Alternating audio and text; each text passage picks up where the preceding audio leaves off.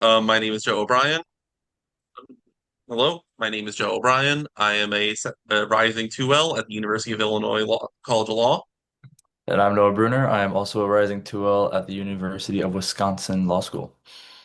and we will be presenting on the Illinois Trust Act, the limits on immigration enforcement, and yeah. So the basic gist of what we're going to run down is that I'm going to go through the basics of the Trust Act, the legal history of the Trust Act in Illinois, some national cognates, and then turn it over to Noah, who's going to handle the municipal approaches and the meat of the CAC survey that we've been running for the past 2 months of Trust Act compliance with local police departments in DuPage County and the Collier counties. And then I'll hop back in to get through some of the takeaways on that. All right. So, and in short, if you've heard the phrase a sanctuary state or that Illinois is a sanctuary state, the Trust Act is the law that makes this so. The Illinois Trust Act bans state and local law enforcement from assisting federal agencies on immigration law.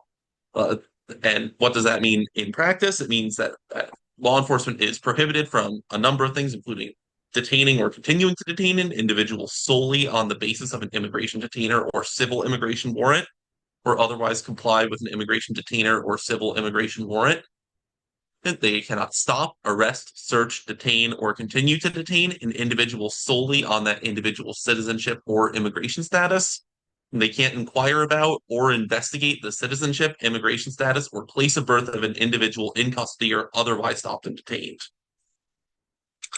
Now, there's other things in here as well, such as the participation, support, or assistance in any capacity with an immigration agent's enforcement operations.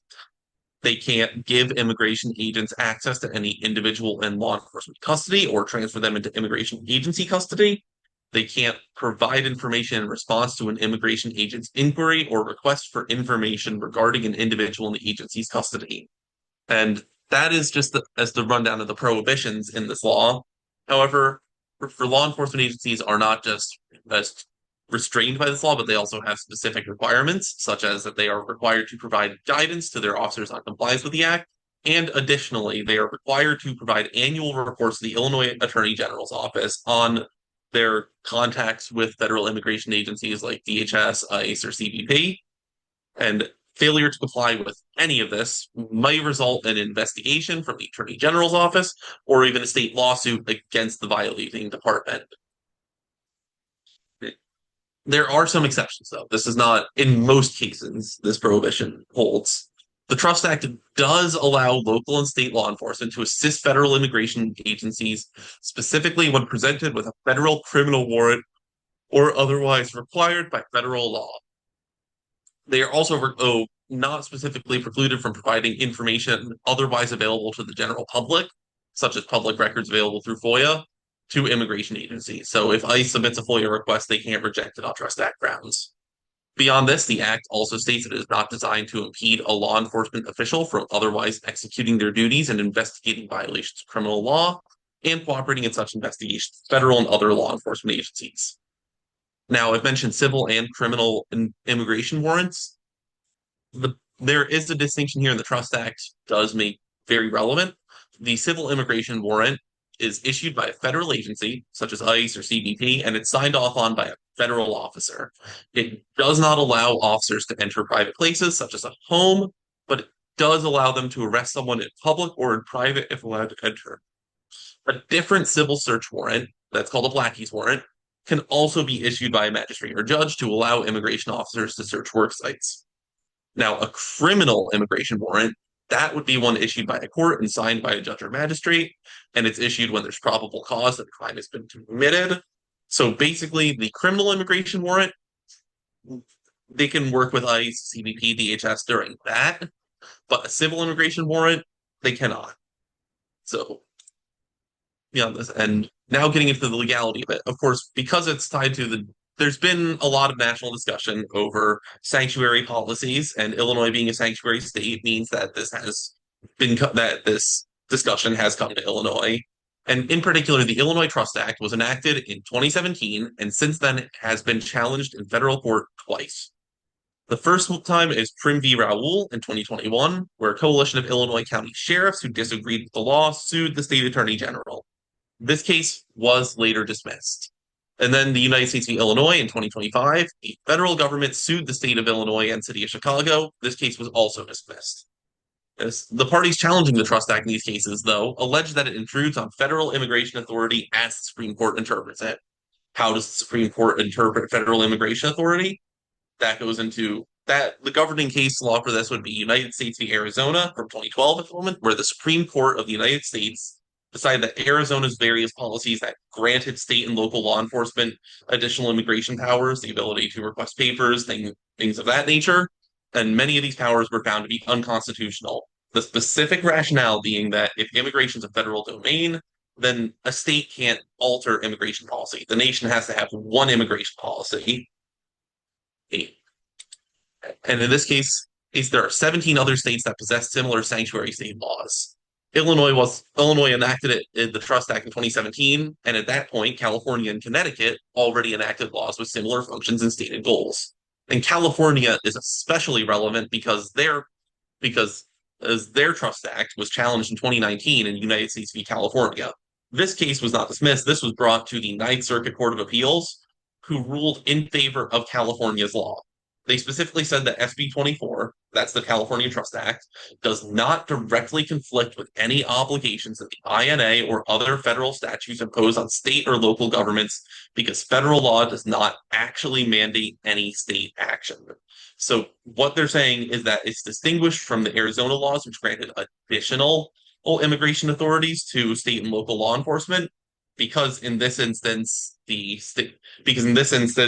is no additional authority being granted. In fact, it is the state government and the state law enforcement getting out of the way of federal enforcement.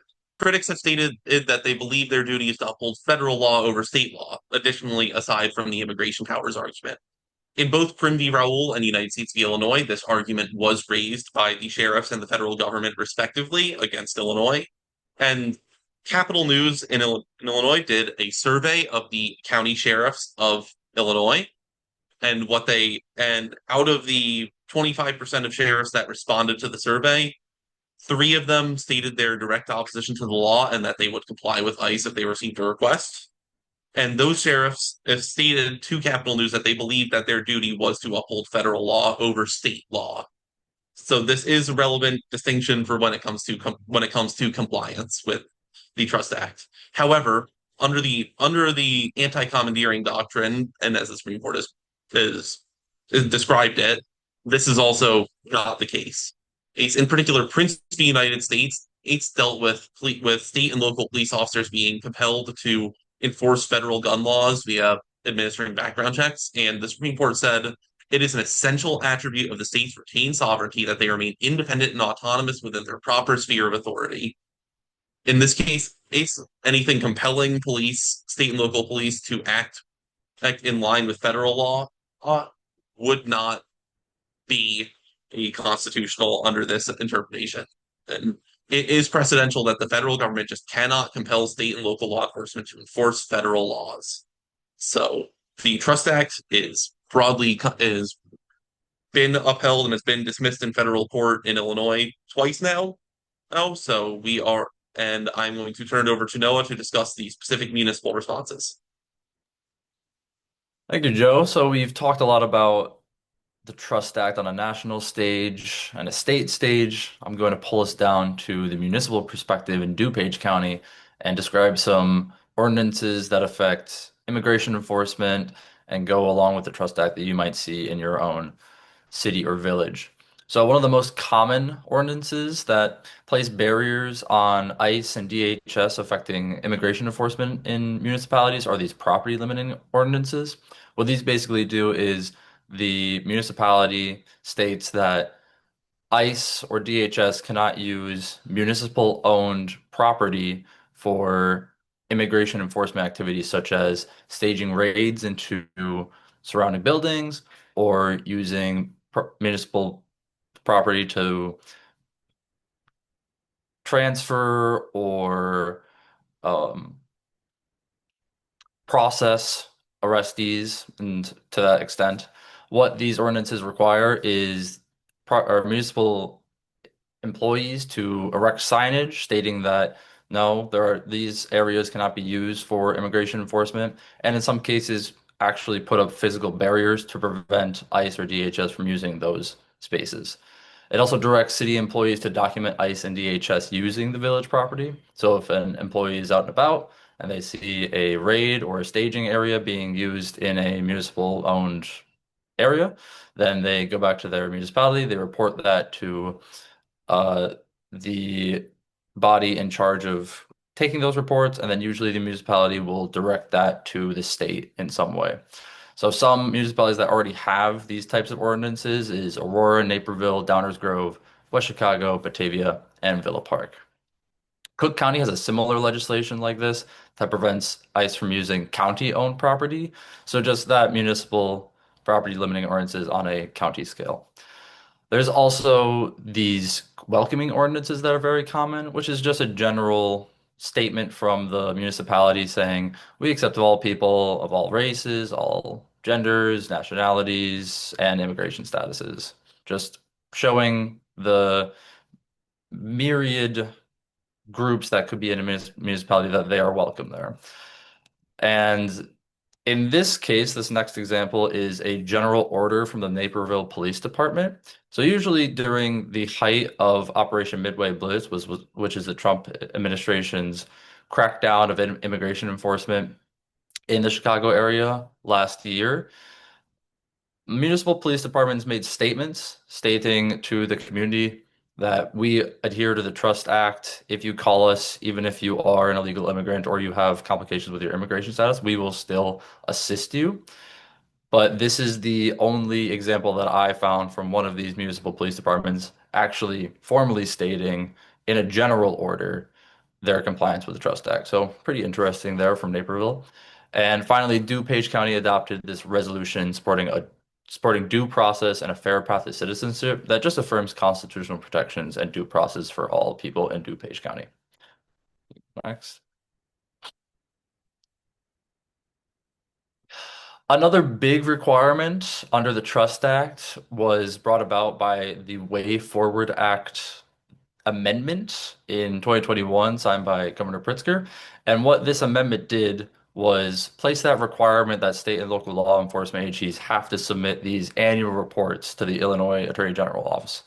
So these annual reports will include all immigration requests and detainers or warrants received by the agency, civil detainers or warrants as opposed to criminal, as well as documentation explaining how the request was addressed. So let's say you live in Naperville and your police department gets a request from ICE or DHS to give them information on somebody in their custody, which is against the Trust Act.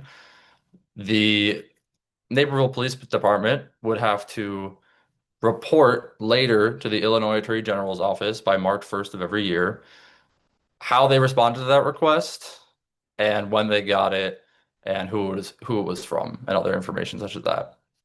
If an agency doesn't receive any requests or detainers or warrants for the year, they have to still affirmatively report that to the AG's office. They can't just not report. This whole requirement is to show the state that we're like how many requests that we're getting, how we're responding to them. So the AG's office wants them to affirmatively report if they're not getting any. Reports also include like the date when the immigration detainer or warrant was received, whether the individual subject to the detainer or warrant was transferred or released, and if they were transferred, where. This is to ensure that police departments aren't transferring detainees to ICE or DHS just based on a civil warrant. And when the individual subject to the detainer or warrant posted criminal bail if they did so. So I'm now going to talk about our trust survey. This is an Advocacy Center's Trust Act survey.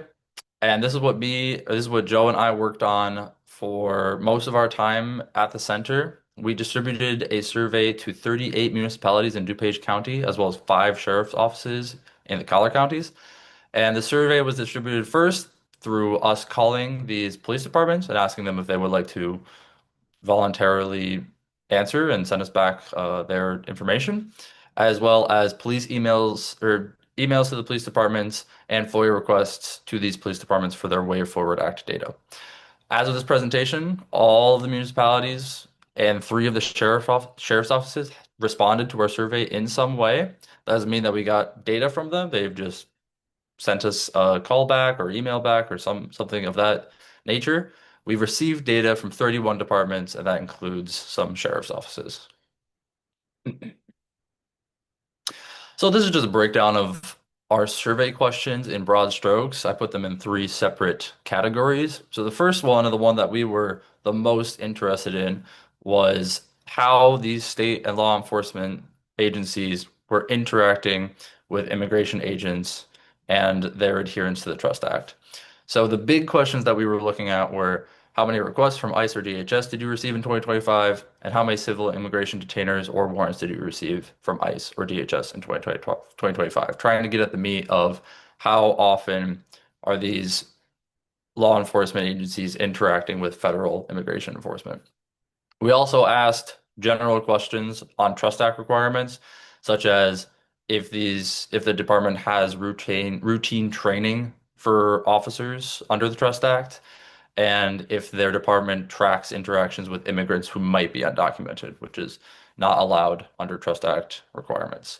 And then finally, we had some questions of the departments and how they observed any increased immigration enforcement and the effects of that.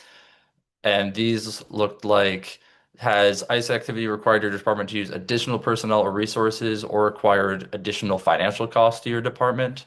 And what were the biggest challenges or impacts your department experienced related to ICE activity? So this is a quick synopsis of our survey results. In general, only 7 departments reported receiving requests from ICE or DHS. Schaumburg had the most requests in 2025 at 23 requests. Similarly, 7 departments reported receiving detainers or warrants. Kane County Sheriff's Office received the most detainers and warrants in 2025 at 112, and goes along with the other sheriff's offices where they received a lot more detainers or warrants from immigration agencies than did the municipality departments. So in the parentheses there, you can see Lake County at 100, and I believe McHenry County had about 56. Hanover Park had the most out of the municipalities with 7. So seeing a big discrepancy between the municipalities and the sheriff's offices there. And then these 3 municipalities, or these 2 municipalities, Addison and Bensenville, and then the McHenry County Sheriff's Office reported receiving both requests and detainers or warrants. 20 municipalities reported receiving no requests for detainers or warrants in 2025, and then 12 did not provide us data from a myriad of reasons, ranging from not finding any responsive records to our FOIA requests, haven't heard back to them, or we were just flat out denied, excuse me, any data. And then finally, 5 municipalities only provided us data on requests or detainers and warrants. And you can see there's a little pie chart to the right here. The vast majority, that big blue slice that you're seeing on the right, is the no requests or detainers or warrants. And then that's followed up by this blue slice to the left, which is no data provided. So those are our biggest 2 data points, with the actual requests and detainers coming in much smaller than that. So, diving a little bit deeper into immigration requests. These municipalities, state listed here, received requests from ICE or DHS in 2025. Most of them got one and didn't have any response or denied the request entirely. Some interesting ones to point out: Addison received 8 in 2025. They denied 7 and accepted 1 due to the info requested being subject to FOIA. And then this year, they gave us their already compiled data for 2026, and they have already received 6, though they haven't responded to any. And then the other interesting municipality to look at is Schaumburg, the one that received the most in 2025 at 23. They only accepted 1 in whole or in part. There wasn't a reason stated. But also they gave us their 2026 data already compiled, and they've already had 18 with 5 accepted in whole or in part. So compared to all the rest of these municipalities, Schaumburg is getting quite a bit, and they're continuing to get quite a lot of requests from immigration enforcement. Elk Grove, Westmont, Wooddale, Hanover Park, and Kane County Sheriff's Office didn't provide any data requests, and then all other municipalities not shown here reported zero. Going on to detainers and warrants. Similarly, not a ton of detainers and warrants reported by these municipalities. Many of them, Addison, Villa Park, Bentonville, only received one for the year, and most of the time the individual was released and no information was provided to the requesting agency. Hanover Park had the most at 7 in 2025. Four individuals were transferred to a state or local or, or county sheriff's office or jail, and then three were released. And then you get down to your three sheriff's offices at the bottom, which were getting quite a few detainers and warrants. Lake County got 100 in 2025, McHenry County got 59, and Kane County got a whopping 112. And you could see how they responded and if the individuals were released or transferred after their statements right there. And then Schaumburg and Wooddale did not provide any data on detainers or warrants. And similarly, all other municipalities reported receiving zero in 2025. So here's a breakdown of some of those municipalities that did not respond to our survey. Wooddale and Westmount only gave their UNT visa data. The UNT visa data is also required under the Way Forward Act reporting, and it targets mostly visas provided to individuals that don't have citizenship or they have some immigration status that have faced crimes. And they're designed to keep those people in the country to cooperate with the prosecution of those crimes. So Woodale and Westmont, excuse me, gave us those points of data, but they did not give us the things that we were really looking for, which was the requests and the detainers and warrants. Downers Grove, after we FOIA'd them and called them and talked to them, just directed us to the AG's office, just saying you have to get all of your information from there. Carroll Stream, DuPage County, Will County, Bolingbrook, and Naperville haven't responded to our FOIA as of yet.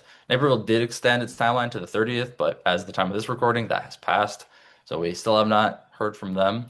And then in response to our FOIA, Hinsdale, Lombard, West Chicago, and Oakbrook determined that there were no records found responsive to your request. And we've sent requests for review to the public access counselor for Hinsdale, West Chicago, Lombard, Oakbrook, and Bolingbrook, and we're in current communications with the Attorney General's office to get some data from these other municipalities as well.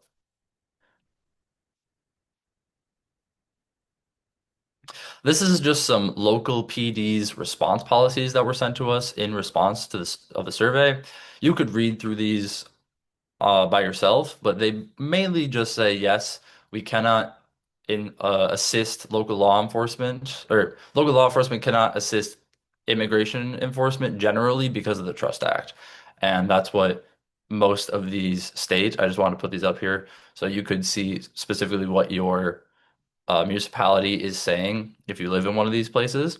And later on, there will be more data that you can look at specifically for your municipality as well.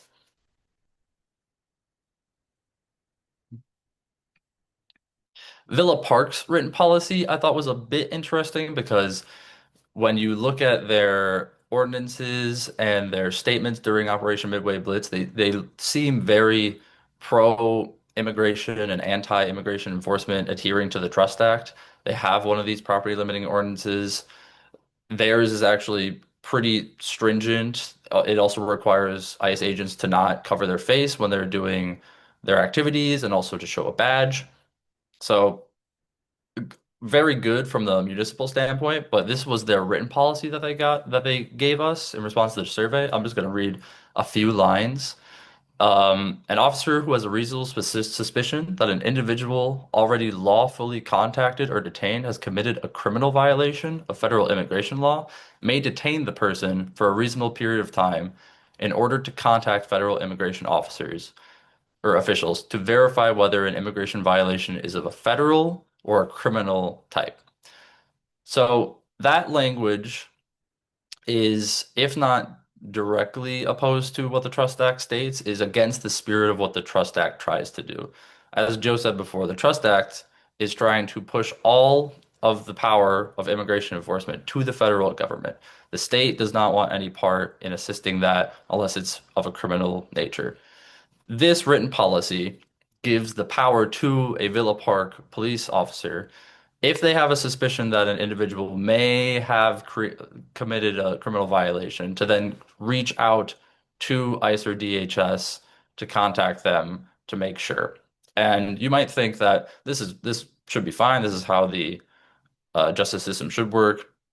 But the question is, if a Villa Park officer reaches out to federal immigration enforcement, you have to question how often that's going to be for a concrete suspicion. How often is ICE or DHS going to state that no, that individual is only under a civil violation rather than a criminal violation? How many times is ICE or DHS not even going to know?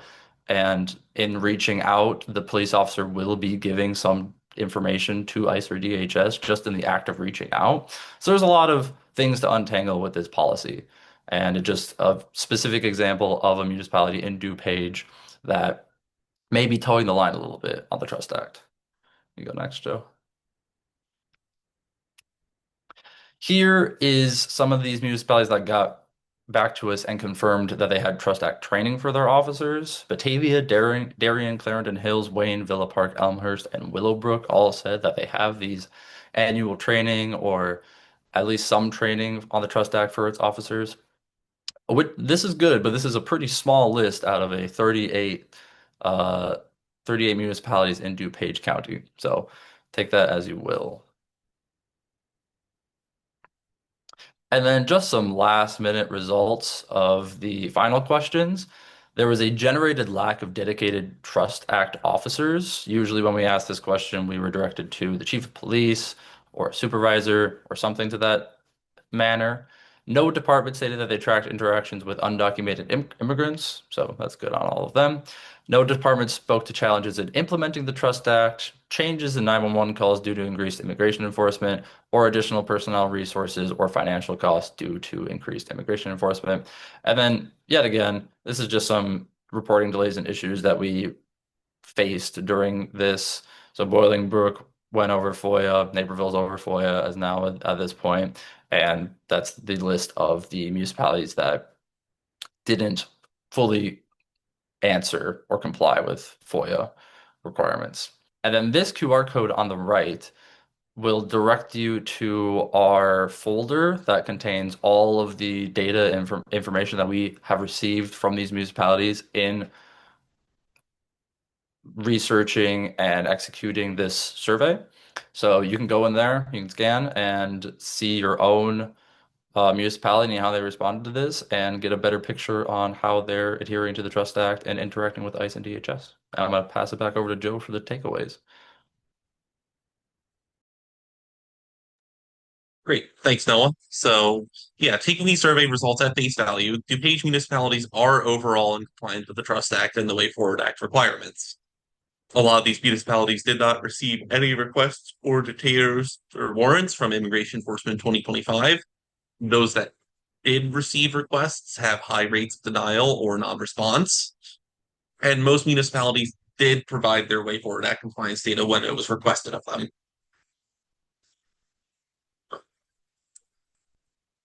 However, throughout the survey process, and Noah referenced this as well, we were hung up on by several departments in the initial contact phase. We also didn't receive replies from some initially cooperative departments where we called them at first and they spoke to us, and then afterwards we didn't follow up. And then we routinely faced delays, denials, and obfuscation in response to FOIA requests once we transitioned away from the early calls to requesting the data directly. And for all this, I'd just like to add that we are two law students who are aware of the letter of the law for this survey, and also we're doing this as full-time work. We know how this process works, and we're able to manage these hiccups. However, the law is meant to promote transparency for the general public on immigration enforcement, not just us. And if we had this much trouble, how much trouble would someone who lacks that information or the amount of time I have? It seems that standard is not met. And finally, for our takeaways for what you can do to stay involved, because federal immigration enforcement is continuing to ramp up nationwide. And you can do what Noah and I did, and you can FOIA your police department to see their yearly Way Forward Act data. These reports should be prepared by March 1st of the following year. So, for instance, if you wanted to see 2025 data, they were supposed to have that ready for the Illinois Attorney General's office by March 1st of 2026, so on and so forth. So that data should exist. You can contact your mayor, your trustee, your alderman to enact an ordinance or resolution restricting the use of city-owned property by immigration agents, such as the ones that Noah referenced, or a similar ordinance plan placing restrictions on immigration enforcement. You can stay up to date on immigration and enforcement efforts in the area through local news sources such as the Chicago Tribune. You can also visit other organizations on these issues, such as ICER, that's the Illinois Coalition for Immigrant and Refugee Rights. And you can also check the Citizen Advocacy Center website for more immigration related research. And here's just a list of some of the things that we went through on this. And finally, if you have any questions, you can reach out to the center through this email, our office phone number, or our website. Thank you so much for your time. If you have any questions, please let us know.